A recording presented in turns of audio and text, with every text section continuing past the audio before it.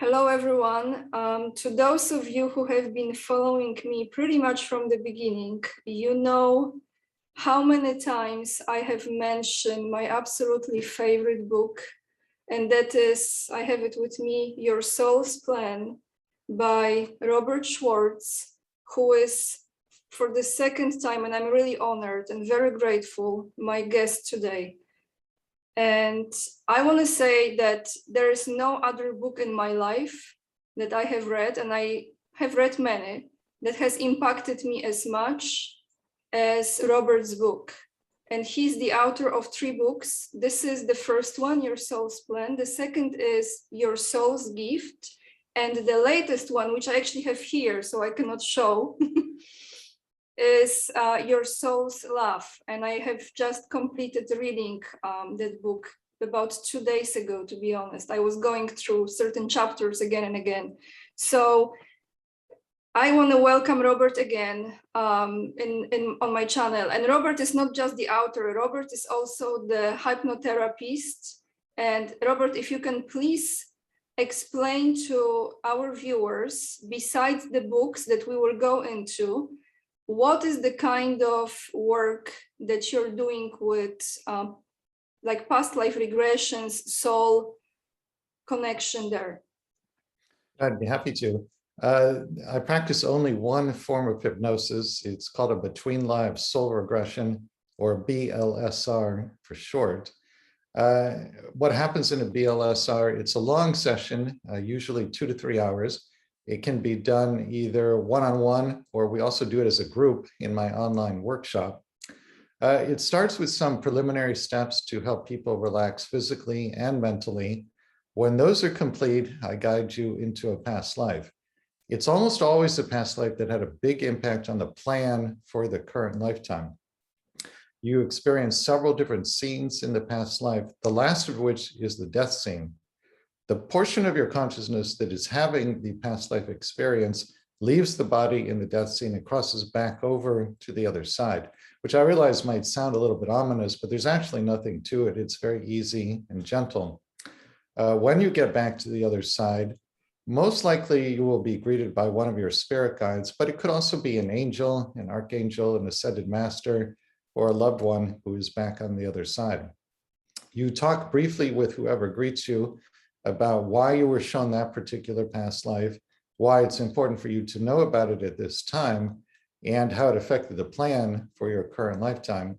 And then you ask whoever it is you're speaking with to take you to the Council of Elders.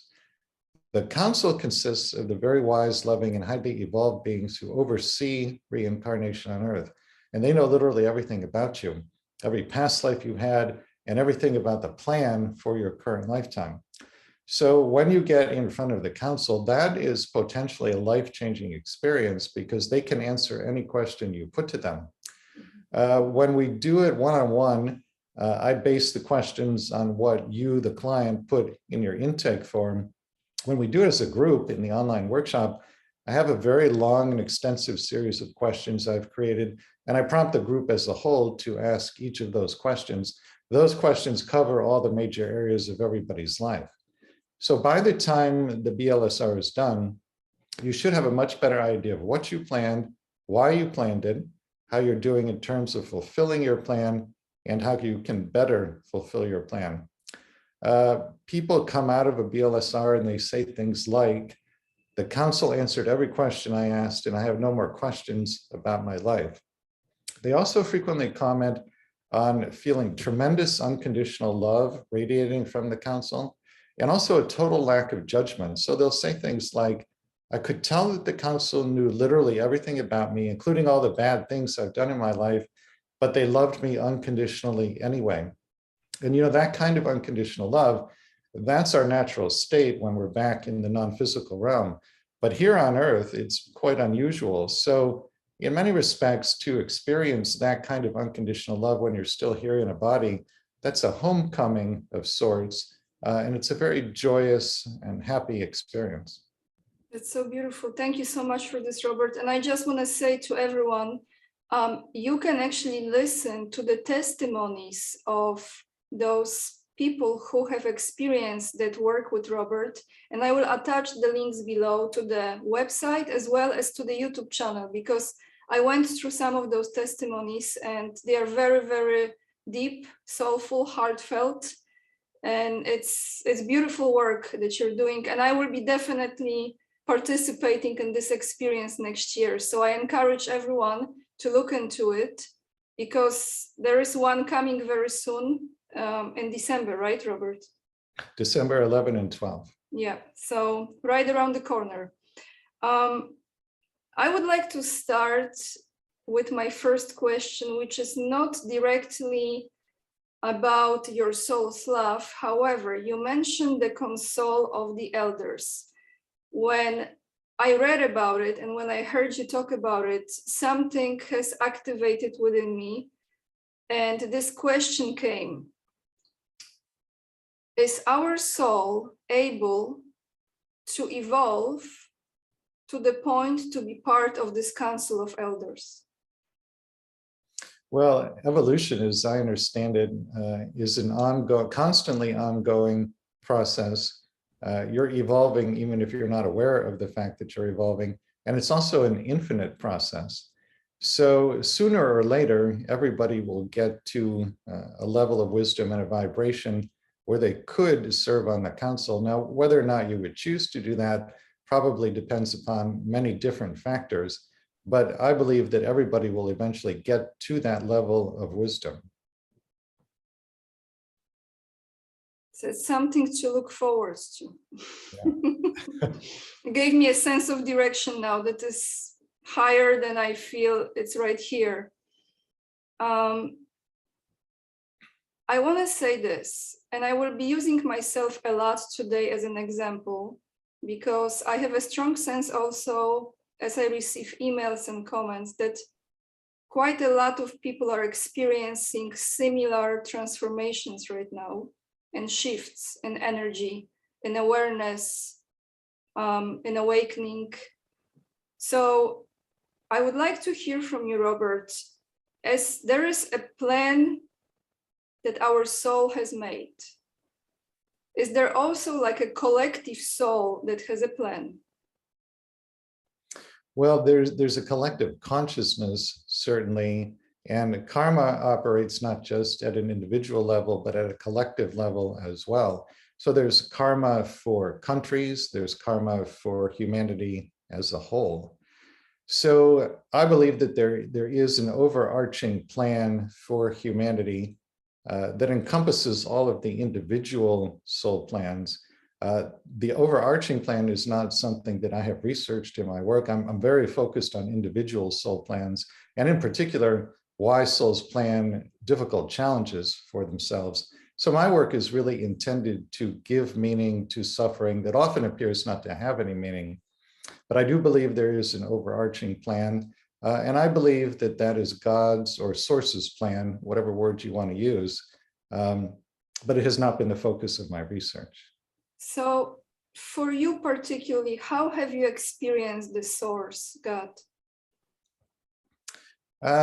It's more of a feeling, and it's a feeling that's hard to put into words, but it's a feeling of sweetness is the first word that comes to mind.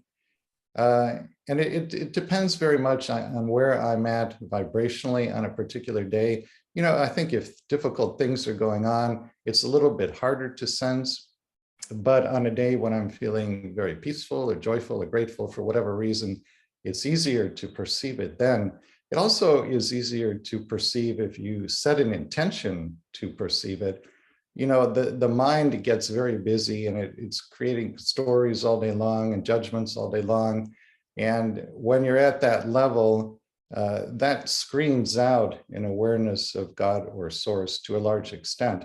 But if you simply set an intention to perceive beyond that level and ignore the thought stream as it's arising, then it becomes much easier, I think, to sense God or Source.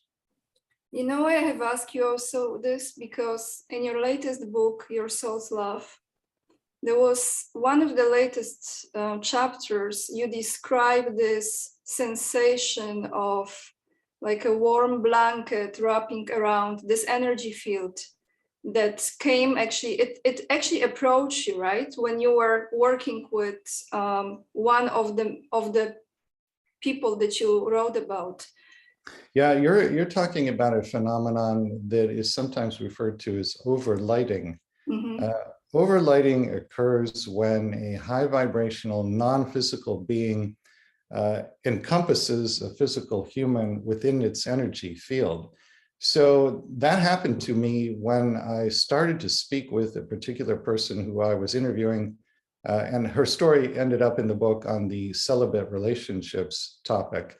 It's about a woman who is in a celibate relationship with her husband. It's a very loving, playful, affectionate relationship, but they're not physically intimate.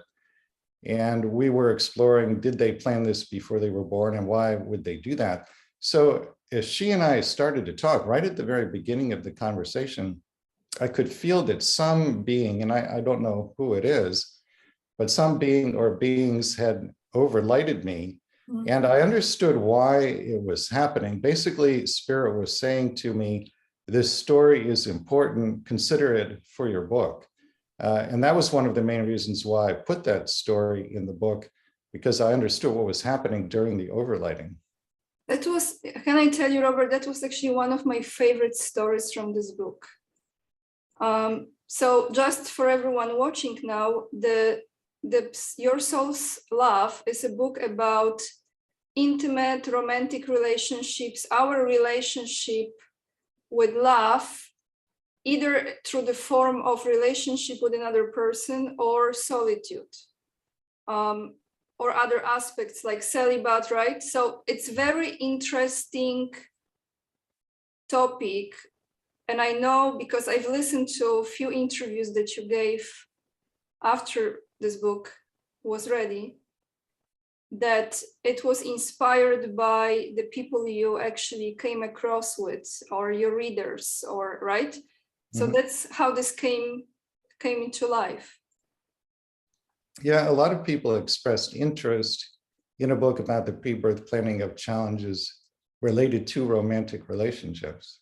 So the book talks about celibate relationships, impotence, infidelity, interdimensional parenting, which is when one partner dies, it helps the remaining partner raise their children from the other side, and being single for most or all of a lifetime. So let's get into this, because this is absolutely fascinating, especially that I can use myself as an example, not to all of those topics, examples, but looking at my life right now, looking back, the first stage of my life was very active in relationships, very active. And I would say now, stepping away from it and observing as a somehow exploration, gaining experience, contrast, self-discovery. And then very, very long second part is the part where I am by myself. In the beginning, trying, like, because the society, again, this is very great chapter about that couple who get married, and actually they were very attracted to one another, but then the soul get into work and they stopped having this sexual intimate relationship. However, there was still this strong connection. So what I'm going with this is this. In the beginning, I was like, no, I should have a relationship. It's awkward. Like, and then I get to the point, Robert, when I literally just focus on my life, on my inner being, and on exploring the energies and exploring things and creating. And so, but there comes this point when you ask yourself, so how long this solitude will continue? So when I was reading your book, it gave me a lot of confirmation, and I recommend everyone to read it because it really will highlight a lot of things within us. And I wondered, is this self-love ultimately what we are all shooting for in everything? I think it's part of what we're ultimately shooting for. And that is why you're talking about the chapter about a woman who planned to be single for her lifetime. That was the main reason why she planned it. Her pre-birth intention was to grow in self-love. And so she had relationships, but they were brief. They didn't last very long. And some of them were traumatic in nature. So she's been single almost her entire lifetime. She's in her 60s now. But what she has done is she took all this time alone and used it to fuel the growth of self-love. Yeah. So the experience of being unpartnered is now very different for her than it was earlier in her life when she was in a state of a lot of resistance to it. Now she sees the blessing in it. She loves herself much more than she did in her earlier years. And so even though being single has been very challenging for her, I think she can now look back at it and say a lot of good, a lot of growth came out of it. And I'm grateful for the experience. And actually, I heard you saying this many times that our experience here is like a blink of an eye. It's actually very short. Even though, right? Well, it can certainly seem long if you're suffering, but from the non-physical vantage point, a lifetime is very, very brief. It's here and it's gone like a clap of thunder.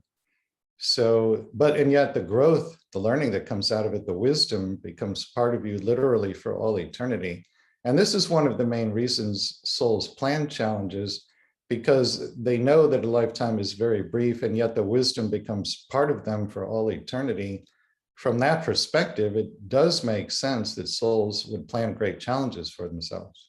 Yes. So in a way, aren't we all reflecting ourselves through others? That's why we need others, because they are the mirrors to ourselves. That's true, but it's not just other people, it's pretty much everything that's in your life. The way the third dimension operates is that it is set up to mirror you back to you so that you can find out what lies within your consciousness, even if it's at the subconscious level.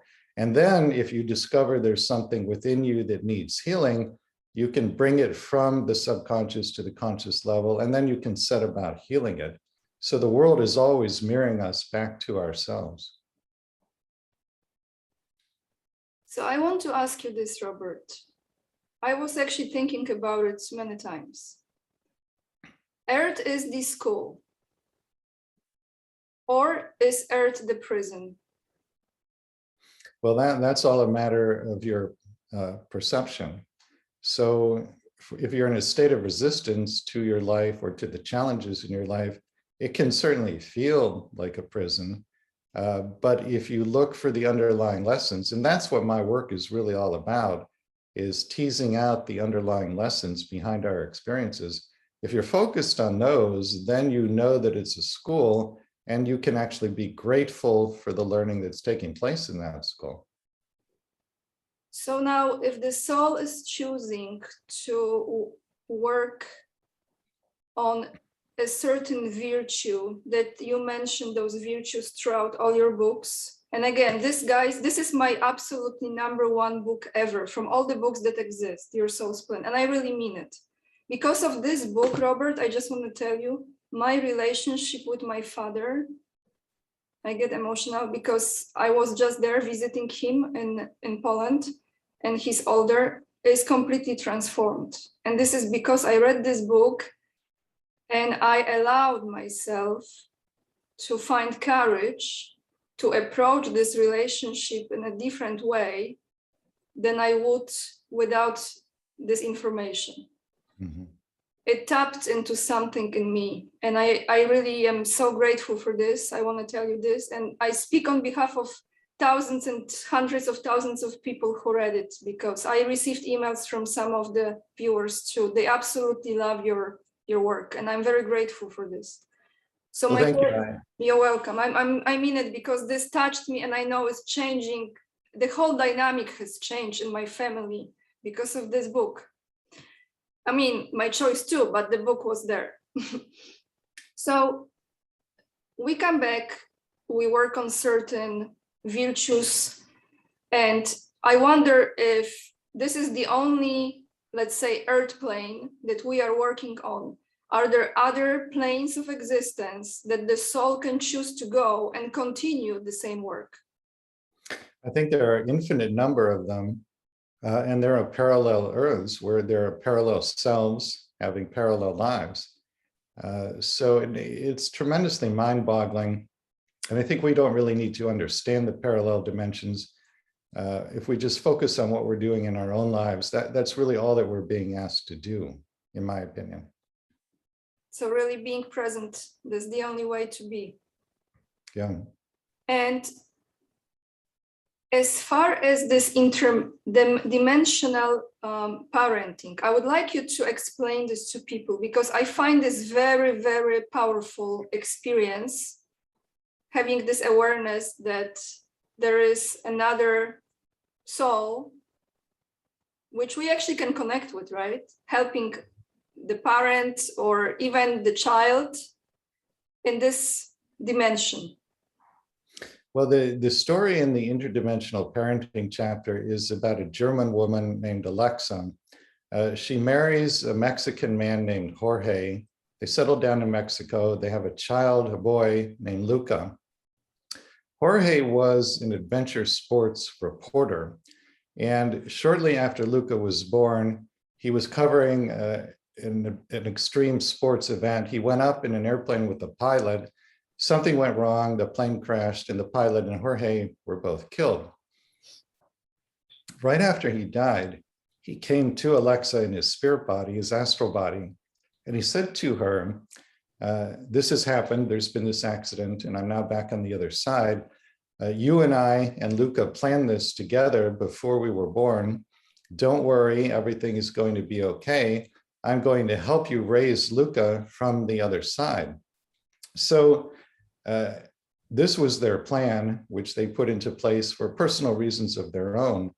And this is exactly what has happened. He comes to Alexa periodically. Sometimes she's aware of very specific ideas coming from him. Sometimes it's just more of a sense of his energy in the home. And Luca has seen him in the home. She shared with me a particular story that I thought was really interesting. When Luca was about 4, he came to her and he said, Mama, I'm going to draw a picture of everybody who lives in this house. And she thought, oh, that's nice. He's going to draw me, himself, the cats and the dogs. Well, he goes off for about an hour, comes back with this crayon drawing. She looks at it and she says, well, Luca, I see myself, I see you, I see our cats, I see our dogs, but who or what is this? And she points to something in the middle of the drawing. It's like an egg-shaped, an oval with little stick arms and stick legs sticking out of it, and a little neck and a little head at the top. And she says, who or what is this? And Lucas says to her, that's Papa. So he was seeing his father in the house. It's a very touching story. And, you know, it takes something that on the surface appears to be an unmitigated tragedy. And yet, when you look deeper, there's this tremendous beauty, and it's not meaningless suffering at all. It's part of their plan. This was the way they wanted to raise Luca. It's absolutely beautiful. It's the sense of guidance and protection that nothing in this existence can actually provide you on that level.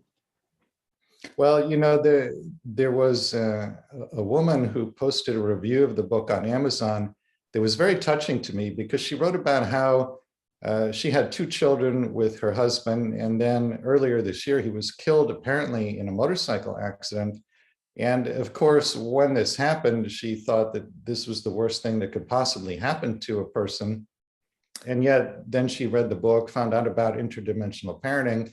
And she says in her review that she then contacted him, I assume through a medium or a channel, and he confirmed to her that they are engaged in interdimensional parenting themselves. He's helping her raise the 2 kids from the other side. So it completely changed the way she was looking at this experience. Yeah. And that review was very touching to me, because that was the reason I put that chapter in the book. That's exactly what I was trying to accomplish. And that's why I feel like a lot of people actually listening to our conversation now and then reading the book.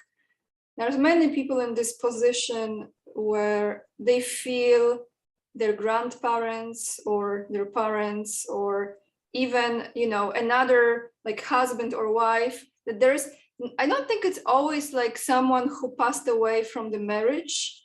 I feel it can be even like ancestors or other souls in the lineage, that they are also helping to raise the family. Well, that's true. And, you know, people's parents, grandparents, aunts, uncles, when they pass on, those people sometimes become spirit guides to those who are still in body. So this kind of partnership between the physical and the non-physical is pervasive, and it's an ongoing thing. A lot of people perceive the non-physical as being off over there somewhere completely separate from the physical, and it's not. They're intertwined in very intricate ways. So Robert, is there anything of this connection in your life? Do you have anyone who passed over, transition, and you feel strong bond with? You know, I've had conversations with an aunt who passed on, my maternal grandfather, a couple of conversations with my father, and sometimes in very unexpected ways. Just a couple of weeks ago, I was going for a walk with a friend of mine who's a medium. We walked around for a couple of hours, and at the end of the walk, we went back to this parking lot, and we were about to go into our cars when all of a sudden she said to me, "Your father is here." And I think he waited purposely until the end of the walk because he didn't want to intrude in any way. And then she said, he is saying that he's very proud of you. He says that when he was in body, he never believed that the work you're doing would turn into what it's turned into. And that, by the way, is how I know it was really him, because he did feel that way when he was here. And then she said, he says it's your dedication that has made it this way. And then she said he wants a hug. And so I hugged her as a way of hugging him. It was very poignant and totally unexpected. So amazing. That's so beautiful. Actually, I could picture it like when you were describing. That's so beautiful. So now when you wrote those stories in Your Soul's Love, which one was the one that's like you felt it the strongest? Because I know there is like a different sense of, you know, like you tell the stories because they resonate with certain message, and you feel that this is what you have to bring forth to people and help them to heal it, transform it. But which one particular was like for you that made like the biggest impact on you? I think probably the interdimensional parenting story. And that's not the one that I would have expected, because I don't have any children in this lifetime. I'm not a parent in this lifetime. But it was such a touching story. And the phenomenon of interdimensional parenting, it's not like I went looking for that. I actually didn't even know that it existed. And I found out about it in a way that was just seemingly coincidence. Some years ago, the Spanish publisher of the Spanish translations of my book sent me to Mexico City to do some promotional interviews. And of course, there was a translator. I don't speak Spanish. So one afternoon, she and I were riding in a taxi from one interview to another, just discussing random things. And she said to me, "I have a friend who's engaged in interdimensional parenting." And I said, "What in the world is interdimensional parenting?" Well, then she explained it to me, and right away I understood the value that this could have for other people. So I said, "Would your friend be willing to talk with me about it?" And sure enough, 3 weeks later, we were in a conversation that ended up in the book. But it was just seemingly random and arbitrary the way I found out about it. I'd never even heard of it before, but it's something that Spirit sort of put in my lap, so to speak, and I'm very grateful that that happened. I absolutely love this, because I feel like when you explain this, Robert, I see you allowed that beautiful purpose in your life to unfold. It's like you open up to the universe, and then you have all this spectrum of absolutely incredible gifts coming forth to you. I love it. I think it's so amazing. It's just everywhere because you open up to it. It's beautiful. So Well, thank you. I You appreciate know that. what? I want to ask you about this. You mentioned one of the people you work with, one lady who was telling you that when you did the session with people you present the stories about in the books, she has like a map that has like, there's a plan A, B, C, and then you have like multiple scenarios. So could you please describe this, because I find this absolutely fascinating, and I think it's also mind-blowing because it's I see like a lot of options how this can go. But can you please explain what this really is? Yeah, so I should back up here and explain for those who have not read any of my books. In all three books, I work with mediums and channels who, in one way or another, can find out what somebody planned before they were born. And in the new book that came out this year, I also incorporate the between lives regressions that I do with people. But anyway, one of the mediums who is in all three of the books, she reports that when she goes into somebody's pre-birth planning session, Spirit shows her something that looks like an incredibly vast and elaborate flow chart. Well, what is a flow chart? It's a series of decision points. If you do A, then X happens. If you do B, then Y happens. Spirit shows her this flow chart that is so vast, it's really beyond human comprehension. And that flow chart represents the soul taking into account the personality's free will. So in other words, your soul knows that you have free will.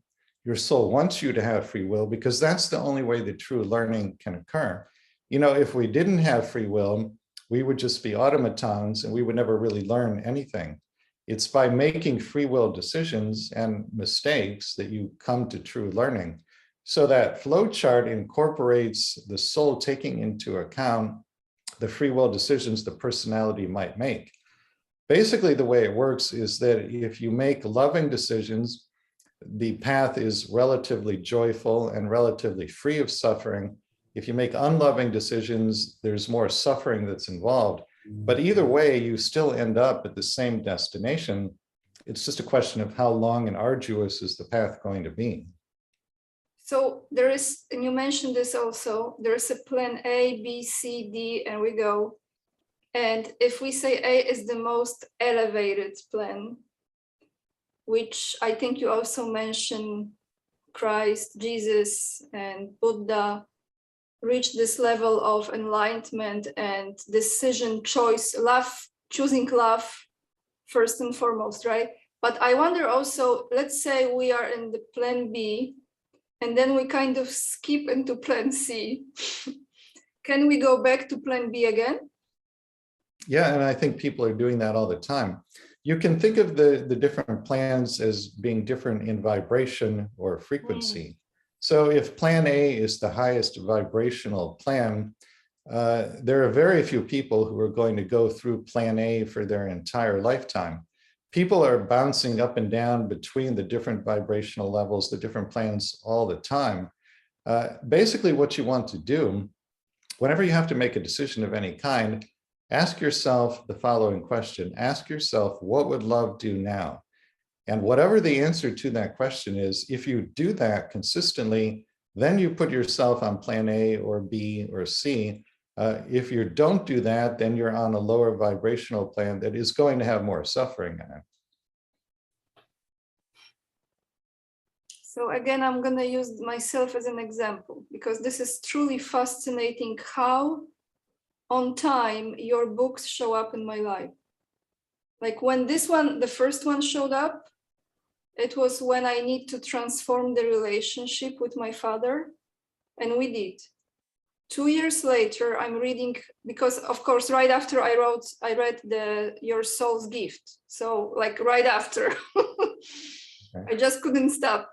But now when I read Your Soul's Love, my father is declining in his health. And I feel, even though I'm in United States, I offered him to go back because he has care and he's in a place where he's provided that.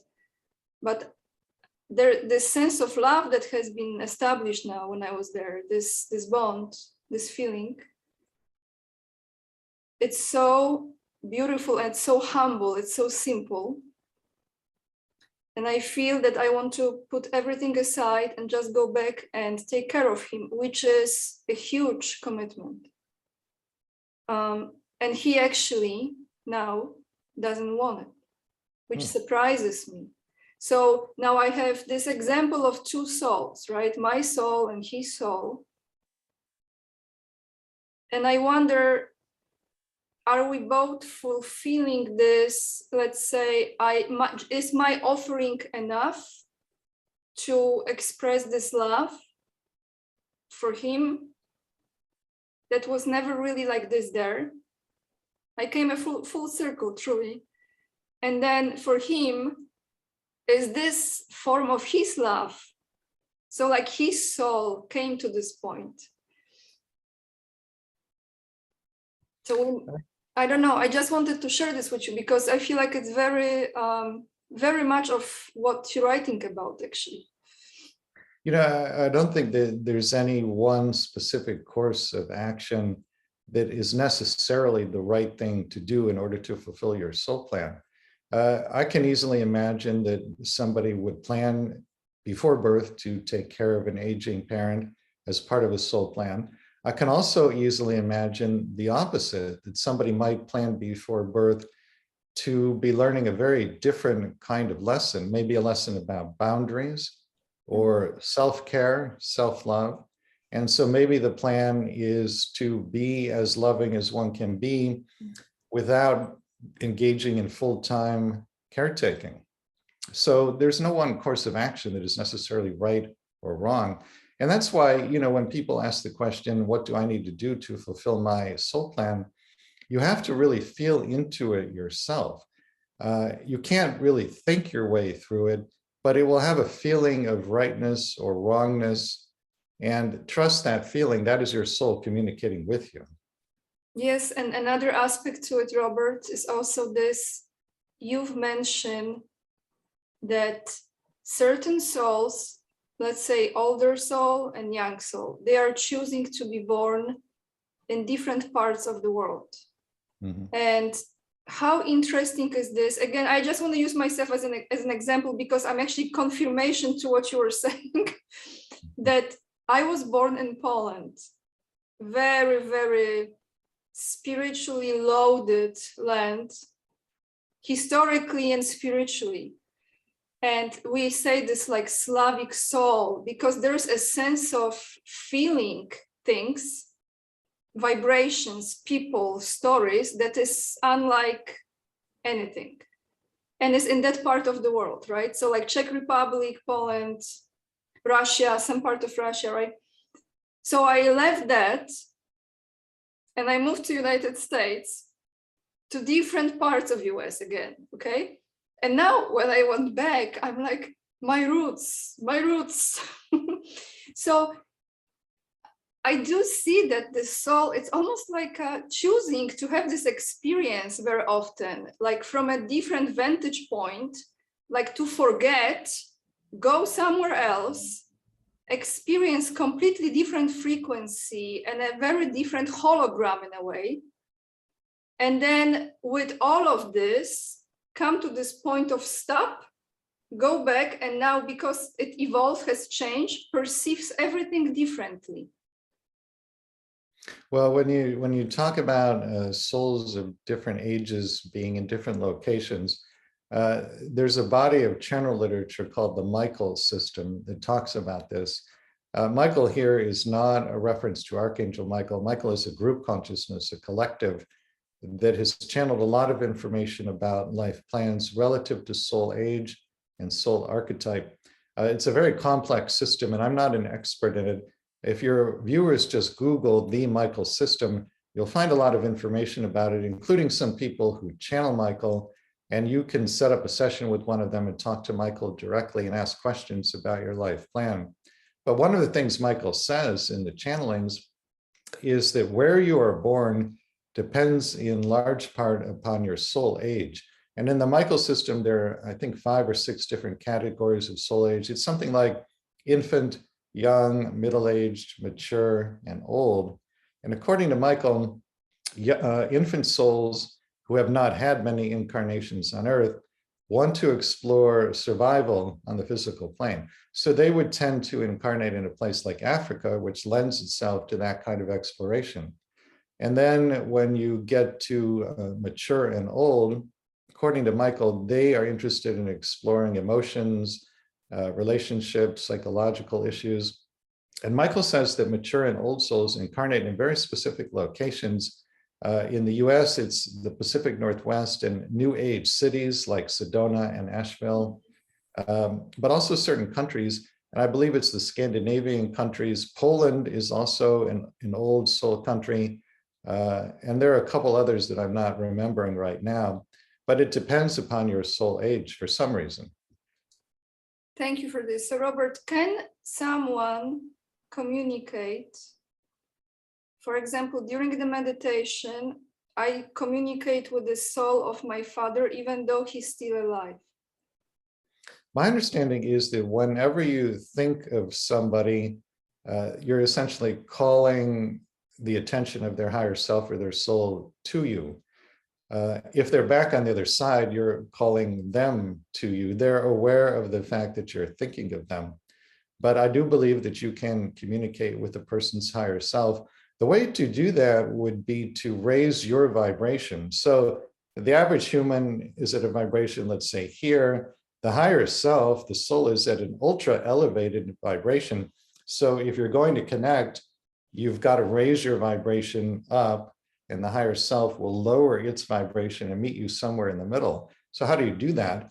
Well, if you think thoughts that create feelings of gratitude or feelings of joy or feelings of love, any of those feelings will raise your vibration tremendously. And then hopefully you can connect with the person's higher self. I find it the most beautiful thing to have this ability. So on that note, Robert, can you please, because I heard over from you were saying about this, what is the soul phone? Oh, the soul phone is a new technology that is being developed here in the United States. I don't know the details of how it works, but apparently it is, or it will be, a way for an incarnate human being to use some kind of physical phone, some kind of physical object, to communicate with non-physical beings on the other side. But the frequency have to match, right? You cannot just dial it. Yeah, it would have to match, and I don't know how they're accomplishing that, but apparently they're having some success. I understand that it's at a rudimentary phase where they're getting answers that are either yes or no. It's not a full conversation yet, but they are optimistic that they will eventually get to a place where it's literally a phone to the other side. But do you think, it's just like asking you personally now, do you think we really need such a tool if we have it within our hearts already?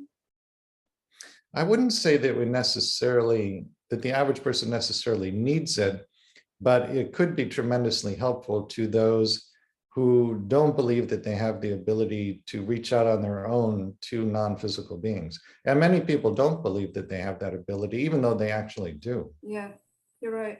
That's why they are seek outside the psychic or other forms of help, right? So, Robert, do you believe in this? And what is your take on such a thing that is called soul harvesting? Now, what do you mean by soul harvesting? So, I came across those informations that there is a certain low frequency, like low dimensional existence that is feeding itself from the soul of humanity, for example, and they harvest the souls for certain energy, information, life force. That's the word, for the life force. So when you do your work, do you come across anything of this nature that such a thing exists? I think what you're referring to, there are races of non-physical beings who use fear. The energy of fear is essentially their food, their energy source. Yes. And they are invested in ways that I'm not really aware of in perpetuating a state of fear for humanity. There is a phenomenon like that goes on. The way to avoid that is, again, just to ask, what would love do now? And do that every time you have to make a decision. I would encourage people not to focus on that kind of thing, because just thinking about it is going to engender some fear. It's true. So, Robert, thank you so much for today. I really, really appreciate our conversation. And is there anything else you would like to leave the audience with, any kind of message, or maybe some new aha moment that you receive, or realization that you would like to share with us? Well, the message that I think is most important for people to understand, there are so many people in the world who feel helpless or weak or small or insignificant or powerless. And you have to understand that incarnating on Earth is an act of great courage. The fact that you're in a body on planet Earth automatically places you among the most courageous beings in the universe. So this perception that so many people have that they're weak or powerless or helpless, nothing could be further from the truth. If you're in a body on planet Earth, that automatically makes you among the most courageous beings in our universe. So beautiful. Thank you so much for your time, for your work, for my favorite book that you created. And I'm looking forward to attending the regression with you next year. And I hope we can connect again. Is there another book that you're thinking about in the future? There will probably be several more books, but I'm taking a break right now since one came out earlier this year. Yes, thank you, Robert, so much. All the links are below. If you're interested to connect with Robert, the website and also the books is also, by the way, to those who don't like to read, is also in form of audiobook, which I also recommend. Thank you, everyone, and until next time.